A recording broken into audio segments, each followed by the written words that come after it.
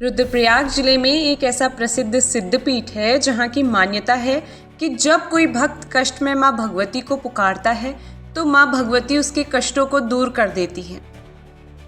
मंदिर को लेकर एक और बड़ी मान्यता है कि जब भी कोई साधु संत यहाँ साधना करने के लिए आता है या उसने जब भी साधना की कोशिश की तो माँ ने उसे यहाँ से भगा दिया। उत्तराखंड के रुद्रप्रयाग जिले के मुख्यालय से नज़दीक भरदार पट्टी स्थित मठियाणा खाल गांव में मां मठियाणा का मंदिर विराजमान है। बुग्यालों के बीच स्थित मां मठियाणा का मंदिर बेहद ही खूबसूरत लगता है। हर साल हजारों की संख्या में तीर्थयात्री यहां पहुंचकर मां का आशीर्वाद लेते हैं। मंदिर के पुजारी सतीश सेमवाल बताते हैं कि मां मठियाणा का मंदिर सिद्धि के लिए नहीं है।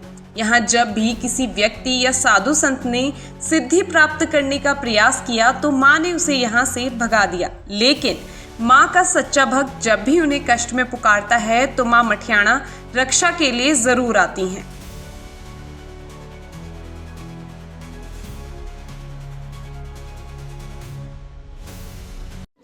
ये है सिद्धपीठ माँ मठियाणा देवी के नाम से।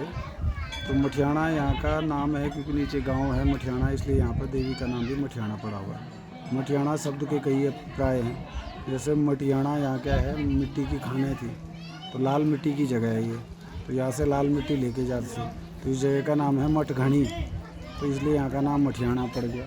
तो ये मठियाणा स्थान हो गया इसी नाम से। और भगवती का ये है कि यहाँ पर जो अंदर है वो आप्त लिंग है, अपने आप प्रकट लिंग है। तो उसके बारे में ये कथा आती है कि एक समय सौंदा गांव का कोई गाय यहाँ आती थी, उस लिंग पे दूध डालती थी। तो जब लोगों को पता लगा कि यहाँ पे भाई कोई स्थान है, सिद्ध स्थान है, तो फिर लोग यहाँ पूजा करने लगे। तो शंकर भगवान के रूप में भगवती की पूजा करने लगे। तो काफ़ी वर्षों तक, कई शताब्दियों तक यहाँ पर भगवान शंकर के रूप में भगवती की पूजा होती रही। फिर क्या हुआ कि वो नेपाल के राजा थे, नेपाल के राजा ने अपनी यहाँ की जो कन्या थी उस कन्या को नेपाल में, यहाँ के राजा ने नेपाल में अपनी कन्या को विवाहा। वो विवाहित कन्या के साथ वहाँ पर अत्याचार हुए, बहुत सारा उसको कष्ट हुआ, उसके पति का देह त्याग हुआ। फिर वो भी अपने पति के साथ सती हुई सूर्यप्रयाग में। जब सूर्यप्रयाग में सती हुई तो वो माता के रूप में, वो जब अतृप्त हो गई आत्मा, तो वो यहाँ आई इस स्थान पे। तो इस स्थान पे आकर के उसने भगवती को, सर्वप्रथम उसने ही भगवती को पुकारा। उसने कहा, ये भगवती आप भी नहीं रहे मेरे लिए, या मतलब तू भी नहीं रहे मैं थे। तो उसने जब ऐसा कहा तो तब भगवती काली रूप में प्रकट हुई यहाँ पर। तब उसने उनका सबका सर्वनाश किया। तो यहाँ दो रूपों में पूजा होती है भगवती की। एक अंदर है सात्विकी रूप में, और बाहर जो है वो चक्रपीठ के काले रूप में उसकी पूजा होती है।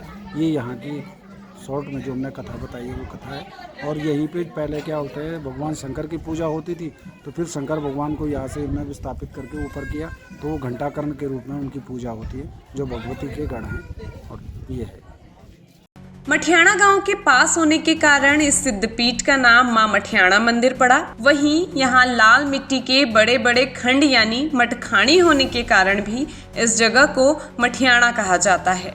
ऐसी मान्यता है कि भक्तों के मार्ग से विचलित होने पर मां भगवती वृद्धा के रूप में आकर खुद भक्तों को रास्ता दिखाती है। ऐसा कहा जाता है, जब भगवान शिव माता सती के मृत शरीर को लेकर आकाश में भटक रहे थे, तब भगवान विष्णु ने उनके शरीर को कई टुकड़ों में काट दिया था। उनके शरीर का एक हिस्सा रुद्रप्रयाग जिले के भरदार पट्टी में गिरा था। तब से यहाँ पर मां भगवती को मां मठियाणा देवी के रूप में पूजा जाता है।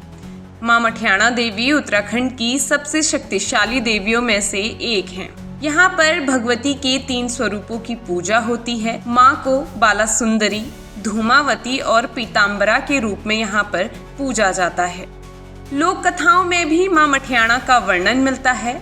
लोक कथाओं के वर्णन के अनुसार मां मठियाणा कलकत्ता से आई थी। मां को भरदार पट्टी और रुद्रप्रयाग की रक्षक माना जाता है।